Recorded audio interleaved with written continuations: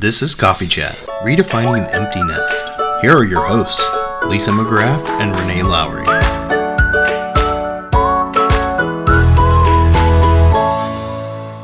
Happy Halloween! Hello and welcome to Coffee Chat. I'm Renee and this is Lisa.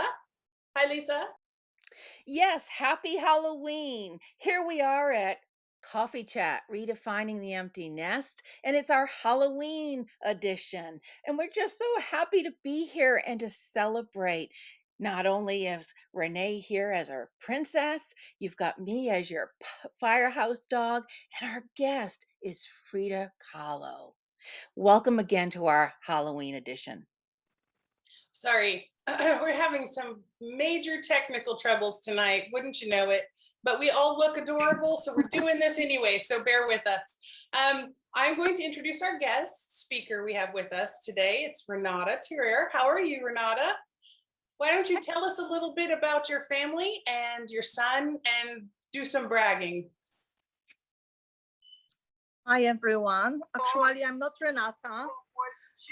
Today, I am here as Frida Kahlo, amazing woman, fabulous Mexican artist, incredible personality, full of life, never died, became an icon.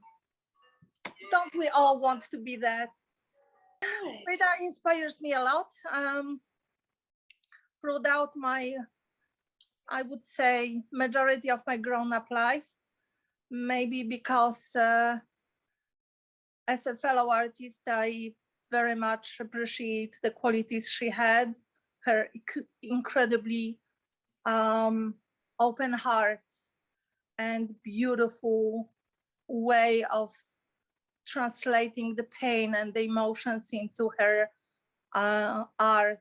Incredible relationship with her husband, very difficult. Whole her life was pain and thorns and incredible colors and beautiful emotions. If there was any other human being so hot living on the planet, that was Frida.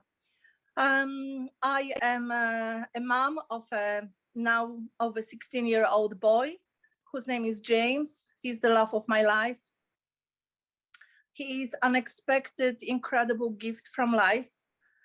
I am facing a year and a half probably of having him still as my kid, close, and I am looking into abyss of third chapter in my life.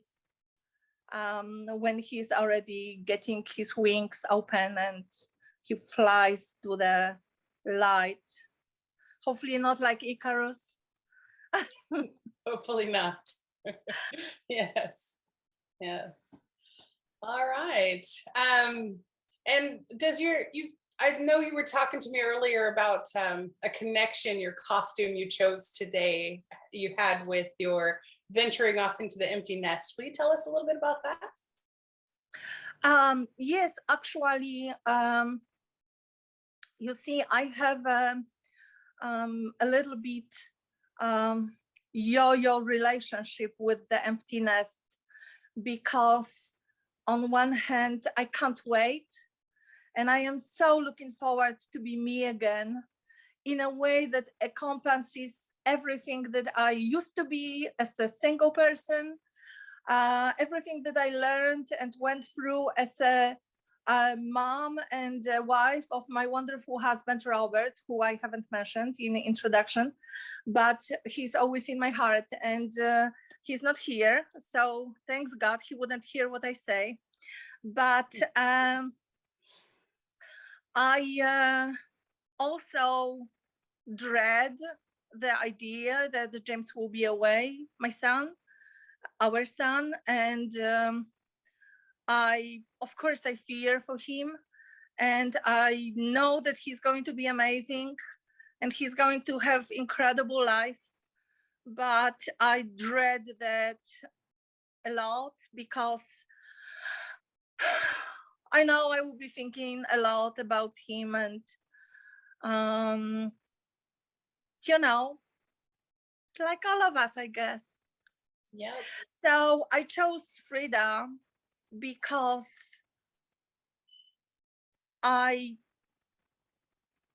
when I balanced finally that yo-yo effect, that cold and hot relationship with the idea of James moving on to his independent life, away from his mom and dad, I want to feel that I am living it to the fullest, that my third chapter is not about the grieving and not about the mourning, but about transitioning and embracing the new, and hopefully encompassing all these things that I learned and I went through and that happened in my life, and I will have more time and no excuses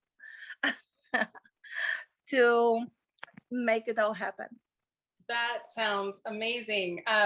You went the direction of your costume represents what your next chapter is going to look like to you. And I think Lisa and I both went the other direction, and we did our costumes with kind of more of a theme of how they remind us of our kids. And mine, for example, is I'm a Disney princess because I raised two Disney princesses. And I don't use princesses lightly. they are the princesses and they know it.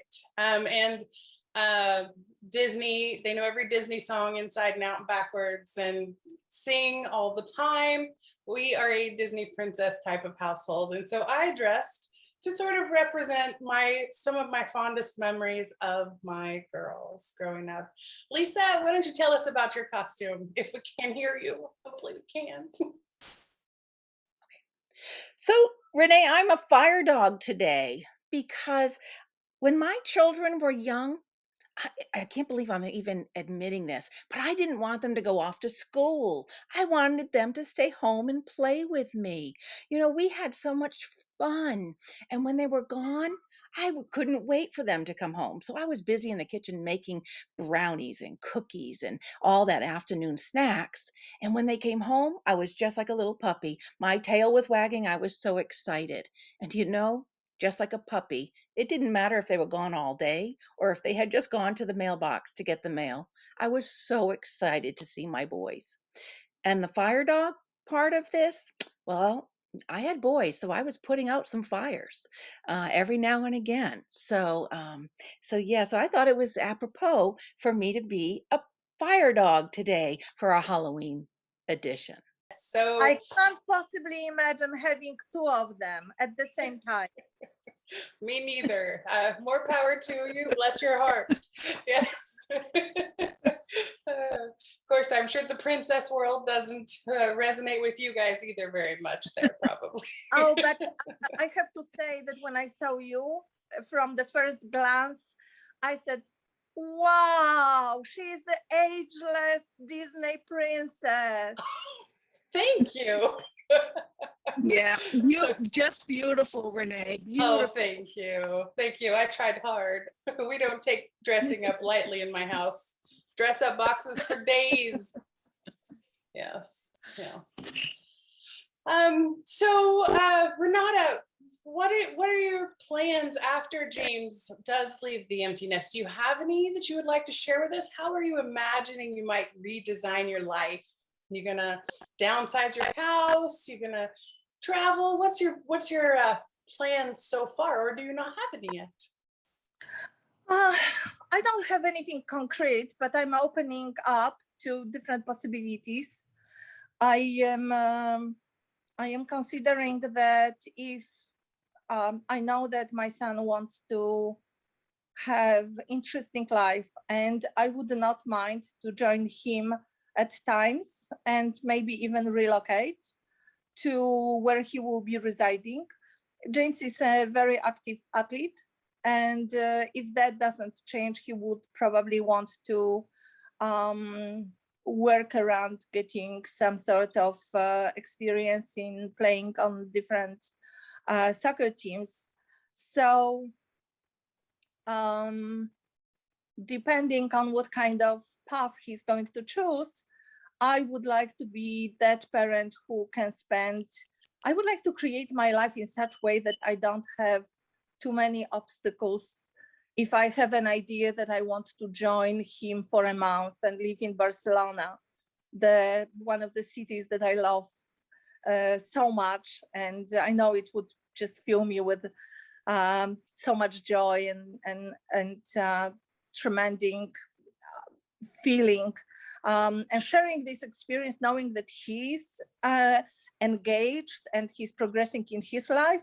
That would be the best way I can possibly imagine spending time. I also, I really would like to be as much independent as possible, also financially. So I have a year and a half to really figure it out, because I'm starting, aren't we all, from close to zero, right? The balance sheet doesn't always come well. So I really would like to travel. And again, I used to travel a lot before I got married. And I would like to very much to do my work also associated with traveling. So there is a possibility that we can both figure out the ways to meet somewhere in the world, on the planet. Hopefully this planet is still going to be open for us all, and we will be able to freely travel without feeling too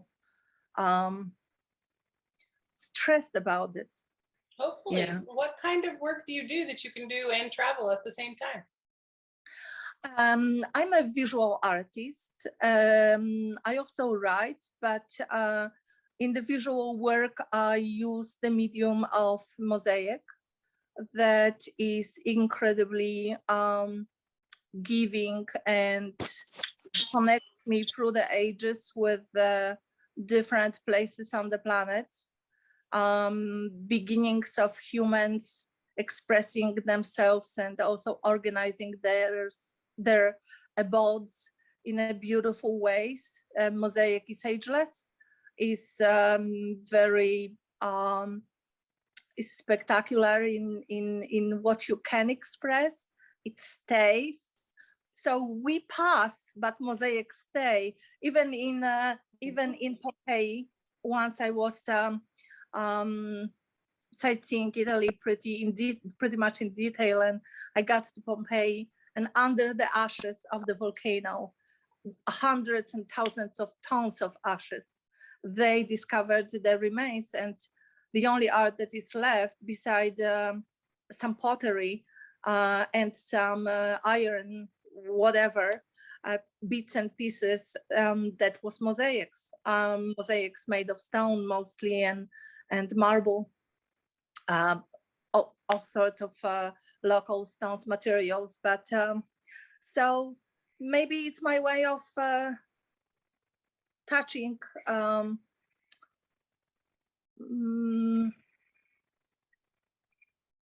sort of infinity or timelessness.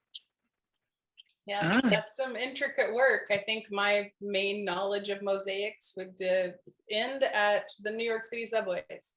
But past that, I don't have much knowledge, I'm afraid. But I admire people who do. That's some hard work.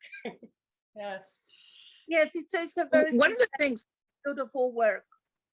yeah, one of the things that, Renata, that I'm thinking about is, because you're so creative, you will be able to come up with creative ways to communicate and still remain in your son's life.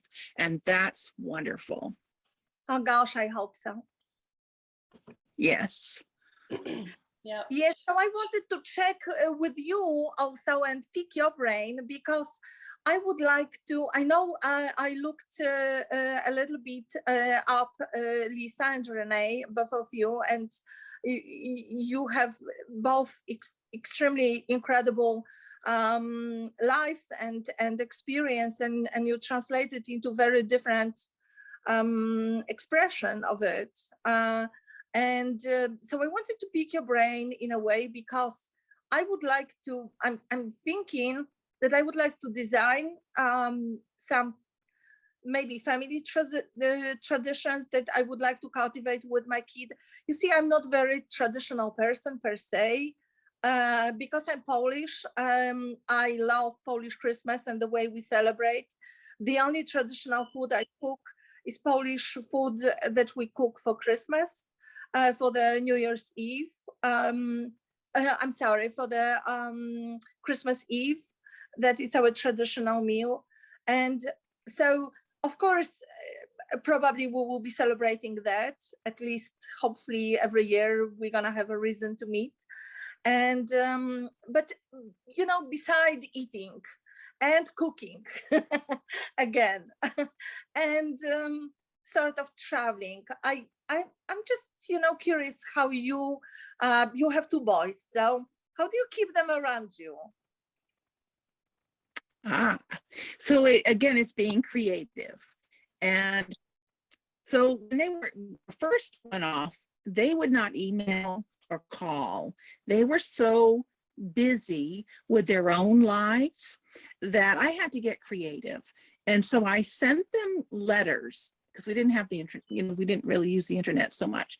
So I sent them letters and I sent Mad Libs. So what would happen is I would write the letter out with blanks and I'd say, "Hi, Mom." And then I say, "I am," and a blank. "Last night I did blank." You know, I keep eating, the foods that I keep eating the most are blank. "I'm happy the most about blank." And I just gave them these little prompts and they could fill them in, and I had already stamped the envelope. And so when those came back in the mail, I was so happy. And I could hold it in my hand. It's not like an email message or a text, but that's one of the things that we have nowadays. So if you establish these routines and you say, and you're open with yourself and you say, "Listen, I'm going to miss you. I know you're going to have a great time and you're building a great life, but I want to be part of it. So let's come up with a tradition of writing every week, maybe on Sunday, or let's do a Zoom." Now, we're having a hard time with technology today, but let's have a Zoom call. And one of the things that Renee recommended to one of the other callers that we had was to have a movie night. Okay. But yeah, what she was saying is I was recommending that, you know, you could, wherever he's at, you can mail him a package of microwave popcorn and the same movie you're going to watch, or you can download it together and then have a movie night over the phone or over Zoom and enjoy time. You know, we're fortunate to have technology when it works well, which we're struggling with today, but that's not normal, thank goodness. However, there's, yeah, the best advice there, I think, is just to communicate your needs yourself. Ask for what you want, ask for that time with your son, because when you're young like that, you don't realize a month's already gone by and you didn't call. You know, it doesn't work like that. We get so caught up in our own lives that we don't often think about people we love like we should. And in that stage of your life, there's a good chance you'll have a lot more time than he does. You're thinking about him. He's busy thinking about bills and maybe kids and wife needs and his own needs and work needs. And he doesn't mean to leave you out, you know? So the communication is key in those moments. Ask for what you need, plan things. Like you said, the routines are a great idea. Anything you can start with him now even would be great to carry on to infinity, you know, like maybe you get him on board. Hey, what kind of traditions could we have now that we want to carry on into the future for years and years, and invite your future wife to join in with us, you know. If you get him on board with whatever ideas you have, he will be more inclined to want to participate, look forward to it. So that would be my thoughts on that. Yeah, but mostly the communication. Yes, You can't feel bad for yourself. think that they're leaving you out or don't care, because that's usually not the case so much. Yes, I was thinking that I would like to develop the, beside the Christmas, sort of a holiday celebrations, getting together for that. I was thinking of having one trip where I select the destination and another trip where he's selecting the destination at 2 different times of the year. So we can, again, get together, and it doesn't always have to be far, far away, but sometimes we can just see each other's in where we live and just make it official.